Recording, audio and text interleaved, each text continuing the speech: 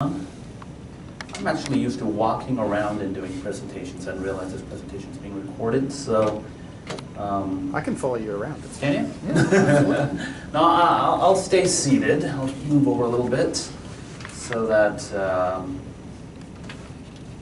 hopefully it won't die. I mean, I was doing presentations earlier today. I just came from Melbourne this morning, did a presentation there. We at Sencha had an event out there.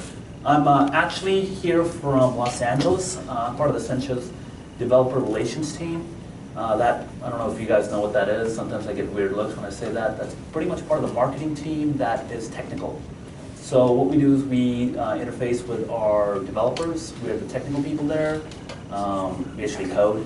So we just, as a part of the team, we go around pretty much the whole world and talk to people about JavaScript and just basically the upcoming trends and new things Sencha is doing. All right, so let me use this thing to get this out of the way. All right, so what is it that you guys are seeing? You guys see my presentation, or are you seeing the screen? No, I'm seeing the presentation. So we are seeing the presentation. Okay, excellent. So today what I'm going to talk to you guys about is responsive versus adaptive design. I'm kind of surprised how many people don't know what adaptive design is. Out of curiosity, show of hands, how many people know what adaptive design is and use it? See a couple people. All right. How many people here know what responsive design is? All right. I don't know who isn't raising their hands, and I'm not exactly sure why. But okay. So let me quickly actually talk about myself and talk about Sencha. My role here at Sencha, as I said, is I'm the developer relations manager. Sencha, how many people here know Sencha? Good. Yeah, it would be difficult to go to a JavaScript conference where people have not heard about Sencha. Sencha, for those of you guys who haven't used Sencha, it is a frameworks company. What we make is we have three major products, actually two now, Ext JS and GXT. Ext JS is a JavaScript framework which has a massive component library. It is components for both desktop and mobile. Everything from iOS look and feel, Android look and feel, BlackBerry look and feel, hell, even Windows mobile look and feel, to desktop, various different themes that are available for desktop. I'll quickly do a quick demo of it, but that's not why I'm here today. What I want to talk to you guys about is just responsive versus adaptive design and where we think it makes sense. And ideally, hopefully, you will agree with me. If you don't, that's fine too. I'd love to hear your comments and come back and talk to me. So what I do when I do presentations, I hate to present code because nowadays code is Googleable, right? If that's a word. But the idea is I just try to talk about concepts so you know what to Google. And the idea is pretty much that you remember stuff. If I show code, there's no way you can remember it. I see sometimes when I do present code, people take photos, but they don't actually do anything with it. So instead, what I like to do is I like to talk about concepts so that people know what to drill down into and when they're facing certain problems. All right. So going back to definitions, what I'm going to do is first do a whole bunch of definitions. And just so everybody's on the same page as me, what I do go around the country and actually the world and give talks. Sometimes what happens is certain definitions vary based on the location I'm at. So very quickly, with responsive design, when I say responsive design, for those of you guys who did not raise their hands, it's basically one layout that changes based on screen size very frequently. So the idea is there's one set of content, but the layout will change based on portrait or landscape view. If you think of Twitter Bootstrap, my guess is most of you guys have used Twitter Bootstrap. Basically what happens is just the content just rearranges itself to be able to fit on a mobile device or a different type of device. Adaptive design, it takes a different view. The idea behind adaptive design is that you actually design for the type of device being used.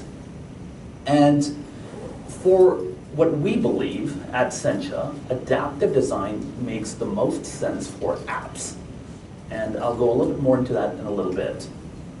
So if you clock back a few years, what Tim Cook, the CEO of Apple, had somewhat recently said was that mobile and desktops are really different appliances. They're not the same appliance, right? They have different use cases. You're not going to use a mobile phone, even if you're accessing the browser, for the same set of uses that you're going to use the desktop. And that makes a lot of sense. Things are changing in that landscape. If you guys are familiar with Windows Continuum or Ubuntu Phone, you know what I'm talking about, and I will get a little bit more into detail there. But for the most part, the uses are different. I think almost everybody would agree. So what here we do, at Sencha what we do is we believe that you can construct views, which are basically what you're looking at, in differently, but keep the core logic the same, and meaning the business logic the same, and you get the best performance out of any app you create if you do that. What's surprising to most people, as soon as I say that, most people are like, well, you know what, Shikhir, the awesome thing about responsive design is I don't need to create different views. But if you sit there and you speak to people who are experts at coding, what they will almost instantaneously agree is that when you do code the views, that's actually the part which takes the least amount of time. You can code different views very, very quickly, especially nowadays with drag and drop tools. So at Sencha, we have a drag and drop editor for coding UI.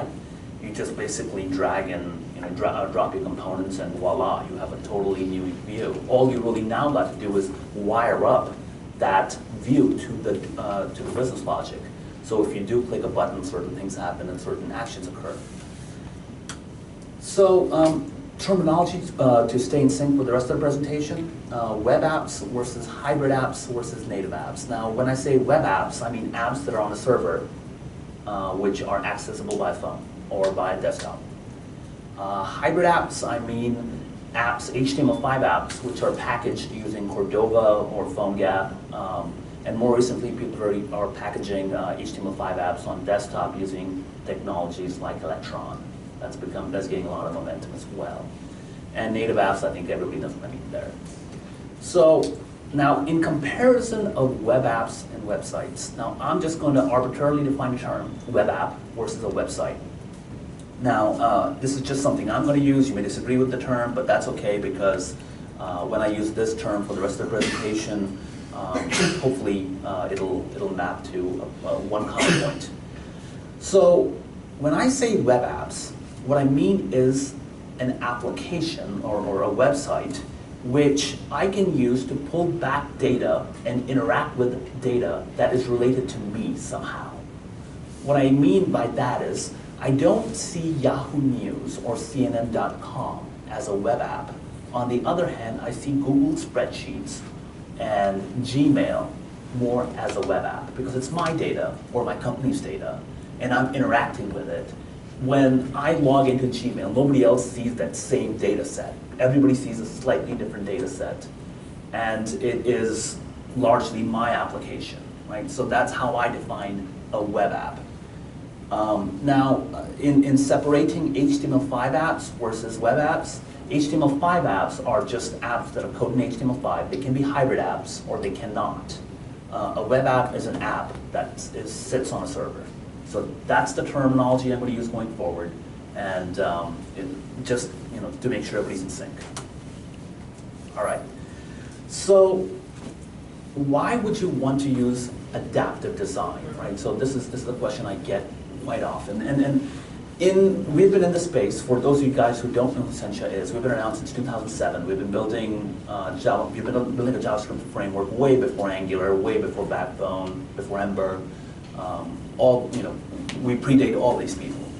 So we have been in this space for a while. We are probably one of the largest JavaScript companies out there. I used to say the largest, but that's up for debate. So we have about 100 and 120 different people around the world that work for Sencha.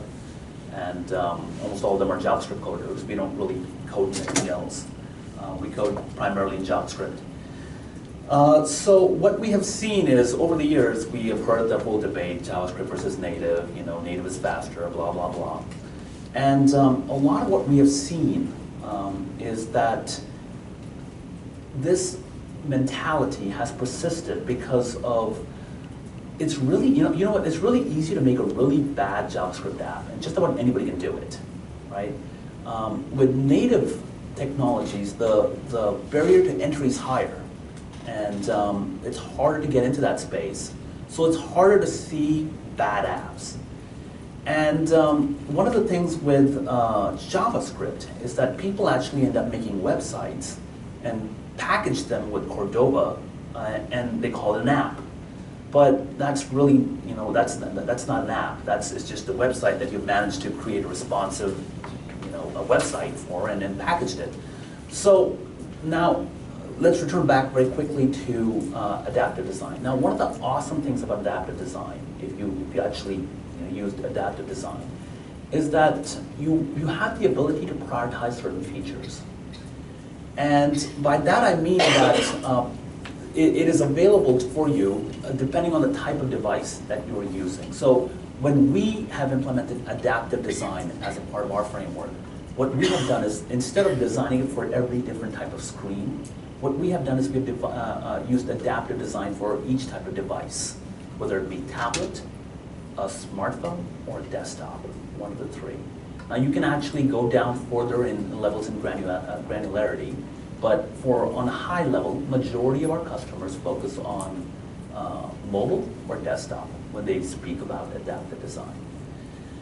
And the reason we have chosen mobile and desktop is because on mobile you tend to have a different set of expectations as to what's available. On mobile you can expect there's going to be some sort of GPS capability.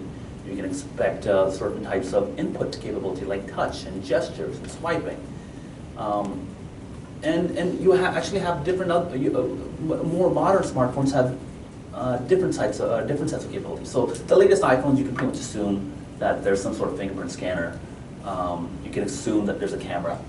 But you really can't make that assumption on a desktop. I mean, I do have a camera on here, but I'm not going to use it to scan anything. Right? I'm not going to take it out and walk around and scan a barcode with my camera on my desktop. It's just not something. It's not the normal process. So, given that approach, as I mentioned before, is what we have done is we've taken the approach of smartphones versus tablets versus desktop. Let me quickly jump ahead. Give you an example of adaptive design in practice. What we see is that the industry is actually using adaptive design. The big guys are, but the little guys aren't. And I'm not exactly sure why. I think maybe the message hasn't gotten out. Let me show you this very quickly. This is the Hiltons.com's website. So if you sit there and you think about Hilton.com, right? So if you're accessing this on a website, what do you want to do? You want to book a room, right? So you're going on there to book a room. Now, very quickly, let me show you what the app, the web app, and the native app. This is actually the snapshot of the native app, but the web app looks exactly the same. If you go with your phone, it'll look exactly the same. So if I go and hit Hilton.com, this is what I can expect once I've logged in.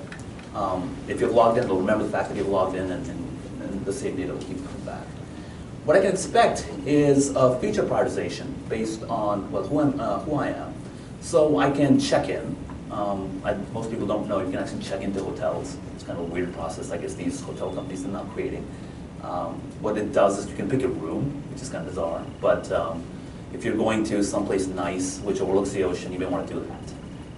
I tried to book my, or get a view here in Sydney. For some reason it didn't work. Or correction, in Melbourne it didn't work. And I'm now in Brisbane. But you also have other capabilities. Like, for example, you can request stuff. Be like, hey, send like a bouquet of flowers or a champagne bottle or whatever. You can request an upgrade. You can see the weather forecast, which is kind of important, right? So if you're flying into a city and you load up a web app, you want to know exactly what the weather's going to be like there. So I know what to wear. When I came into the city from Melbourne, I was wearing a suit, and I stepped out and I'm like, whoa, what is this, right? I mean, this is not what I was expecting in terms of heat and all that. And the phone call button's there. I can hit the button and immediately dial. Now, this is not what I'd expect from a website, right? So if I hit a website, this is not the same type of functionality I should see on the homepage. On the homepage, most typical functionality will be, well, I want to search for a hotel room. Now, as another example, Uber does this as well, right? So if you go to uber.com, what happens is you can just basically go in there and access certain information about your historical travel. What you can't do is, at least on the homepage, is immediately call a car, right? So that's kind of the functionality you'd expect. And just for a moment, think what you expect on a mobile phone, right? If you open up the native app of a mobile phone, or the hybrid app of a mobile phone, what you expect to see is basically maps, where the cars are, how fast will the car come to pick me up. And what most people don't realize is Uber actually has a HTML5 app that does just that. So if you go to m.uber.com versus uber.com using Safari on your mobile phone, what you get is a full-blown web app which does exactly what you'd expect, which is to be able to call a car. It does almost everything the native app does, except it does it in HTML5, right? So it's a proper adaptive design web app that exists on m.uber.com. It's pretty much, like I said, almost exact copy of the native app. Now, if you go to uber.com, what you get is a website, right? So the exact same, if you take a look at this website on the first part, on the left-hand side, you take a look at this, which was the slide I showed you earlier, they're pretty much the exact same thing. It's just basically responsively modified to be able to fit on your phone.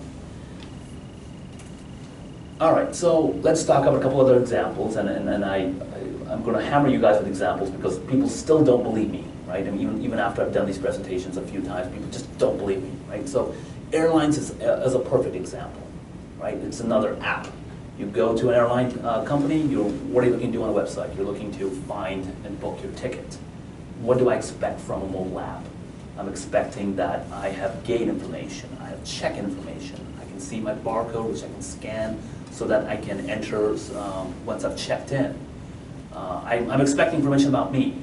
What I'm not expecting is, hey, go book your next trip. I have seen mobile apps that do that for airline apps, which are incredibly frustrating. That's not what you expect. That's not the typical process that most of us want to use airline apps for. And a couple of examples, Expensify. I don't know if any of you guys use that. It's a very typical.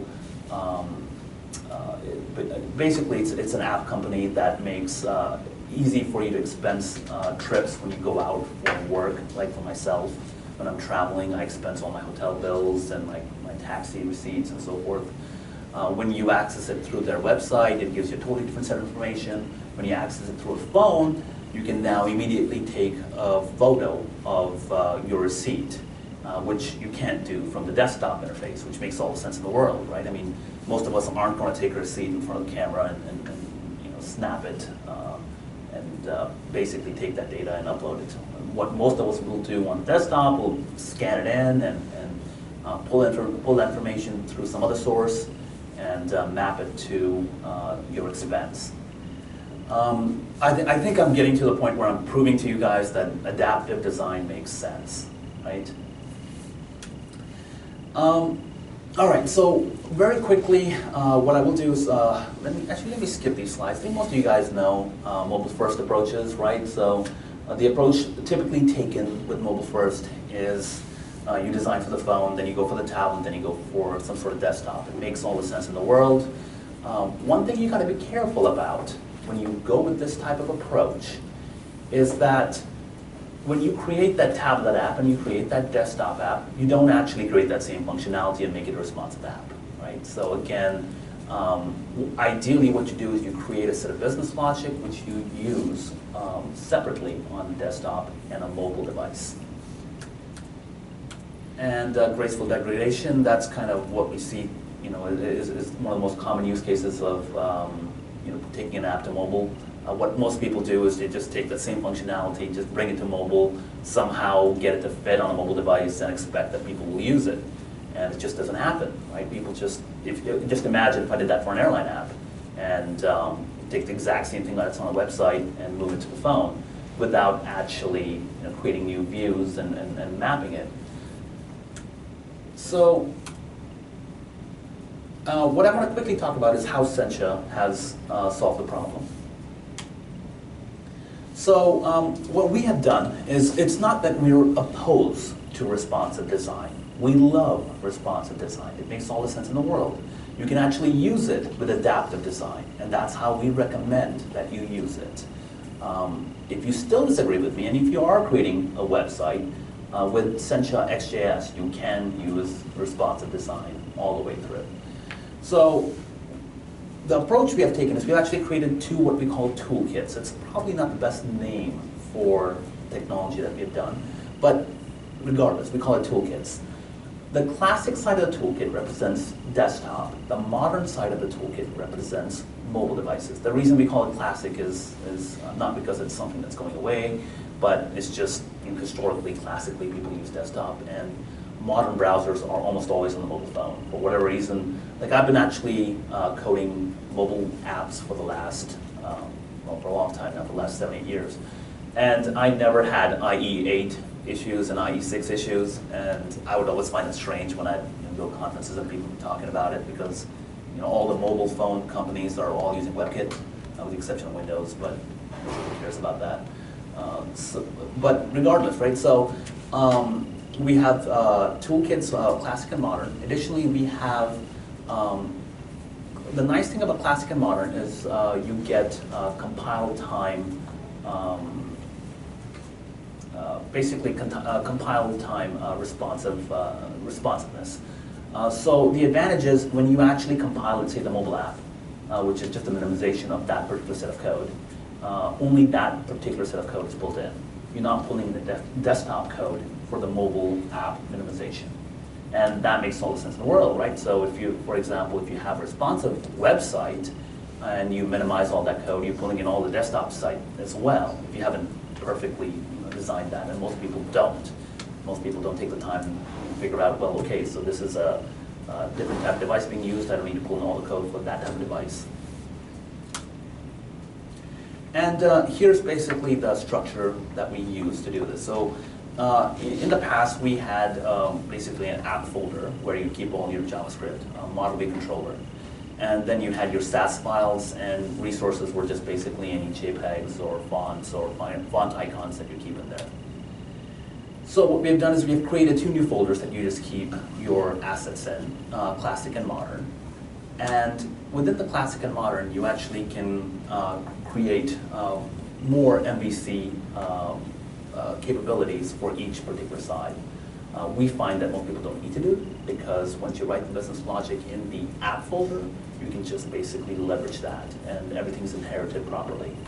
One of the nice things that we also have is a require-based architecture. So when you do compile, let's say, in Sencha Ext JS code, you're not pulling in the whole library. You're just pulling in the components that you're using, which makes a lot of sense. All right, so I'm going to skip all of this. All right, so we also support inline capabilities. So for example, if you have an application, what you can do is you can set a responsive config, and then say, if it's a portrait view, then do this, or if it's a landscape view, do that. And you can also choose based on the type of device, as I mentioned earlier. So what you can say is you can set profiles. Say, hey, if it's a tablet view, then launch this particular view. If it's a smartphone hitting, then launch that view. And this is happening at this is actually happening at runtime versus compile time. Now, there may be certain cases, and sometimes we see customers that want more levels of granularity. They say, look, the smartphone, the tablet, and the desktop view is great, but you know what? I want to be able to make decisions based on iOS, Android, or BlackBerry, or Windows, or Linux. I want to be able to make decisions and launch different views, completely different views based on this, and we have capability to do that as well. We don't see much use for that. A lot of people just don't use it because just a smartphone and tablet and desktop view are good enough. But in certain cases, it makes sense. Like for example, if you use a BlackBerry device, the back button is actually at the bottom left not at the top left, which makes a lot of sense. But at the same time, it doesn't make sense. Well, at the same time, what you don't want to do is you don't want a situation where if you're using a BlackBerry device and you're trying to go for the native look and feel, which is then compiled and put as a Cordova app, to look vastly different from what it's supposed to look like. You want to be able to still leverage a lot of the code that you use for iOS and Android, as well as you know the views that you're creating for BlackBerry. So what you do in that case is you create a core, business logic core, and you create different views for iOS and for BlackBerry. Again, that's not something you would have to do, but it is something that you can do. All right, I'm going to skip this. Very quickly, we have a tool called Sencha Command, which is just basically our version of Gulp. It just takes everything, concats it. It has the ability to do live reload. Additionally, we also have a SAS compiler built into it. And the reason I talk about it is because it actually builds the scaffolding for your app. So what you do is you just do Sencha generate app. You can just do modern, which will just build. If you've decided just to make a smartphone version of the app, you can just execute that particular command. If you're just creating a desktop app, you can do Sencha generate app classic. And if you just leave that part out, it creates what we call a universal app. All right, I'm going to skip forward a little bit since I am running low on time. So let's quickly discuss the concept of different appliances. Now, at the beginning, I had mentioned that smartphones. Tim Cook, at least a few years ago, had said that smartphones and tablets and desktops were different appliances, which I think most of us would agree. What's happening now is these appliances are no longer as different as they used to be. Some companies are taking a different approach. In particular, Google and Microsoft. So what I'm going to do very quickly, let's see if this will play. Are you guys seeing something? Nope. Okay. Is it audio? There should be video. Not sure why is it not showing.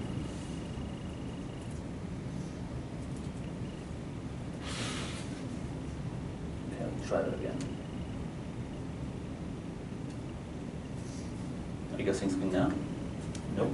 Is it showing on your screen? Nope. Huh. That's unfortunate. Let me try the next video. Now you guys seeing something?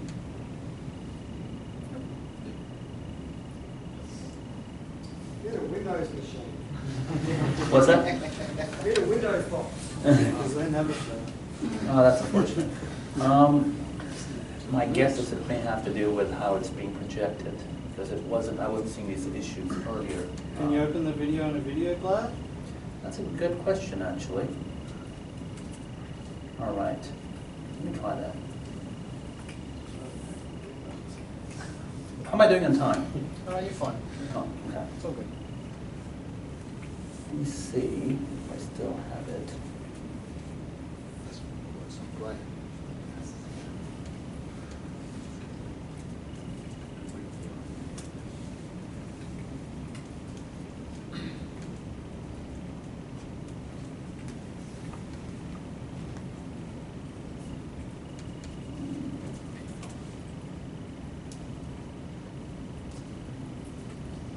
Nope. All right, I'll just speak about it. No worries. Okay. So what I was trying to show you were two particular videos. One video, which was back in time, back in 2011, a company by the name of Ubuntu, I'm sure you guys know it, that had an interesting idea. What they wanted to do was they wanted to create a phone that was also a desktop.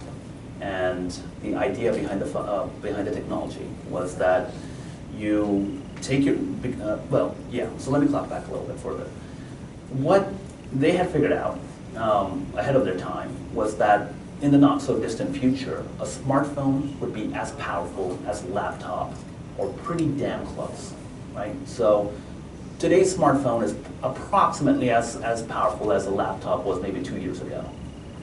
And what they had done was with Ubuntu OS or Ubuntu Phone was create an adaptive design interface so that when you were using the phone, you would have basically access to what you would expect from a phone type capabilities. The buttons were big, the navigation was more phone-like.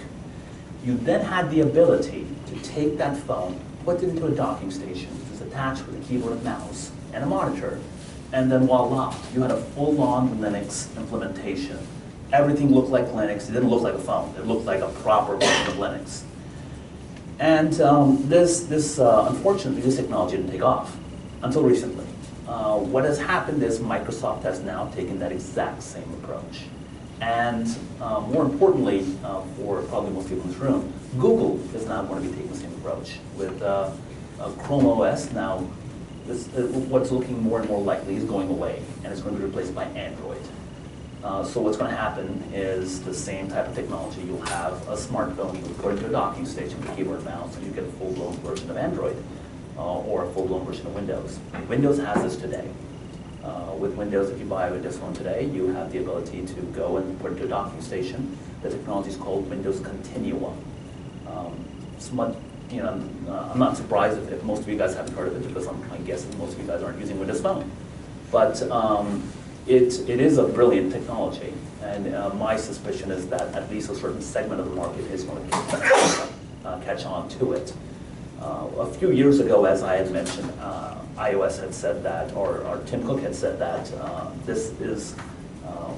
these are two totally different appliances. And at that time, he called it a toaster refrigerator, which was the idea that, well, since they're so totally different appliances, it does not make sense to mix them. And it'd be an equivalent of creating a toaster refrigerator, right? I mean, a device that is not good at either. What has happened is the mentality has obviously changed. Now all of a sudden the new iPad Surface Pro, or whatever they're calling it, now has a keyboard. And would not surprise me if the not so distant future includes a mouse. In other words, it becomes a laptop. What's said, it's becoming a laptop, right? So in that environment, what we are seeing as a framework company, it makes all the sense in the world to create adaptive design apps. Reason being, with one set of code base. Reason being, because now you have the ability to migrate between different versions or different look and feels immediately.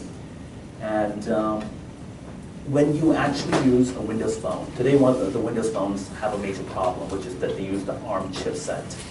So what that means is that if you actually compile an app, you have to compile both for the ARM chipset as well as the x86 chipset. Given the fact that Windows Phone right now only exists in the ARM chipset, majority of the software developers haven't done that, with the exception of Microsoft. So the advantage of this Continuum technology has not yet taken off. There's a new generation of phones that is rumored called the Surface phones, which will be running on the x86 chipset. And I think that that's where you're going to start seeing major jumps in technology. Given the fact that it seems more and more likely, Wall Street Journal recently broke an article about 2-3 months ago, which said that Chrome OS is going away, and it's going to be replaced by Android. So all those laptops that you guys have probably used or bought for your grandmothers, like I have, for $200, that's all going to be Android, and probably the approach is going to be the same. You take a phone, you put it to a docking station, and voila, you have a full-blown computer. You yank it out and you walk away, you're walking away with your data. You know, from what we see, it makes sense. All right, so that was more or less my presentation. I will quickly plug the fact that we are doing events. Sencha's doing a whole bunch of events. We just had an event this morning in Melbourne. Unfortunately, the rest of the events will not be in Australia for the next couple of months. We will be back again to do certain things, what we call our app camps, which are just basically an introduction to Sencha. And it's going to be like a 4-hour event where you will get a chance to basically just wrap up on how to use our tools and our component libraries. All right, so thank you all. And any questions? Yes. So if I understand the idea, it's like a small shim or a piece of code that comes down and it detects what your device is, and then it will load the appropriate The correct view, correct. Okay. Correct. So now you can do this at, like I said, a compile time or at runtime. So a small piece of code comes down, it detects the kind of device you're using. Then basically the right views are then loaded. Additionally, what you can do is within your code you can detect. So like if you choose, for example, to just say tablet, right? And then you decide, oh no, I want to know if it's iOS or Android so that I know where to put the back button. You have the ability to do that as well. So how does Sencha relate to Cordova and to NativeScript? Like where do they all sit? So Sencha, well, NativeScript we have no connection with. That's something done by Telerik. With Cordova, what you can do is you have the ability to take an adaptive design app and compile it just straight down to basically a mobile phone. Alternatively, if you have taken that app, now a lot of people don't know about Electron. You guys know about Electron? Yeah. So Electron is the Cordova version for desktop, right? So the idea is you can just take an app and compile it on a desktop. And it's a technology piece that's really taking off, just like Cordova did. Unfortunately, a lot of people aren't building desktop apps, but those that are love HTML5 because now you can code for Mac OS as well as Windows at the same time, and Linux at the same time. And that's the technologies we use in Sencha when we are creating our own desktop installed apps. And in using Sencha's framework, what happens is if you use the classic toolkit, you can choose to just compile the desktop versions for the desktop, meaning Electron. Or if you want to use the mobile phone version, you can compile it straight down for Cordova. If you put it on a website, making it a web app, then it makes a decision at runtime. So it figures out, well, okay, are you using iOS or Android or tablet or a smartphone or a desktop, and then launches the right view. Okay, any other questions? Yes? You said that you're thinking in the future devices will sort of, it's like a tablet could become a laptop for a working station. Correct. So how does adaptive design work with you? So if you're designing something for a tablet. So let me give you an idea of how Windows Phone works today. Right? So the way Windows Phone works is if you take, let's say, Microsoft Word, and you're using it on a phone. Now, Word on the phone is only going to have a couple of buttons like a toolbar, maybe bold, italics, and underline, right? And maybe a little bit more of an indentation. Now, you can access the rest of the menu using some sort of overflow screen or some of the screen that pops in or out. But on a desktop, you expect to see everything. So what happens on a desktop is when you actually take that phone and you dock it, the application closes and relaunches. And then you get the entire view. That's the same approach it works with XJS. Okay, makes sense. Any other questions? So how heavy is the JavaScript ST went down? Like you're just serving it from a website? So if the answer is not heavy at all, and the reason is because we use a require-based we have a require-based architecture, very similar to pound include in C++, right? So you say, well, I want to include this component, and this component. And as you construct your views, one of the things at the very top of the class that you tell it is what are the components that are going to be used. And what happens is it goes and then pulls only those components. So your DOM remains small and your memory footprint remains very small. Now this is very, very different from jQuery or something else, or Twitter Bootstrap if you've used that before, because unfortunately you have to include the whole library, right? And that's brutal. It just destroys your, basically the memory footprint of the application. Yes? Could you talk briefly about the cons of doing an adaptive design versus responsive design? Yes, there's only one, and that is you got to recode it, right? So the idea, the major, okay, so if you're creating a website, responsive design makes all the sense in the world, right? I mean, most of us agree because you're only serving one set of content, and your content is not shifting. There's not a lot of like interfaces that you have. If you're creating an app where there's a lot of data, there's a lot of functionality, you don't want the data to basically obscure the capabilities of your app. You want it to be more of an app, an adaptive design functionality. So to give you an idea, I know Sencha Ext JS well, but I can create a pixel-perfect iOS view in less than 15 minutes, right? And once I have my business logic done, I can map it, and basically any view, if you think about total time, that's nothing. That's absolutely nothing. Majority of what we have seen, not majority, 95% of the coding time goes into coding the business logic as well as planning the entire stages to pull in the data, working with OAuth, working with authentication, working with JSON, parsing the data, pulling in that data, building data models out of it. Really throwing that data to views that are already set up to do that takes no time.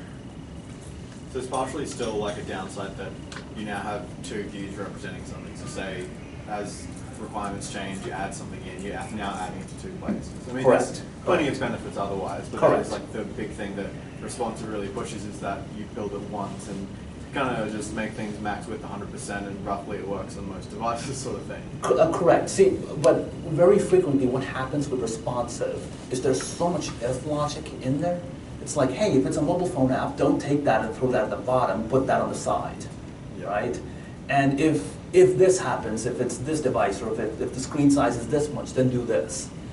Really, if you are creating changes, you have to go through and fix those anyway.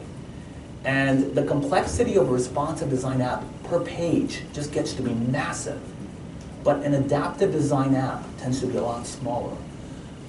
There's recently I'm reading a blog by the founder of the blogging company, Medium. How many people use that or have actually seen it? Yeah, it's great, right? One of the concepts that he has, that he said when he created the company, is that he takes everything that's a default in other technologies and makes that the only option, right?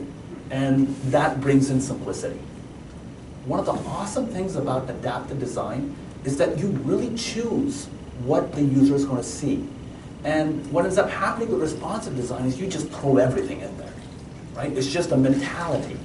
You don't tend to think about, well, do I need to send this content to the user?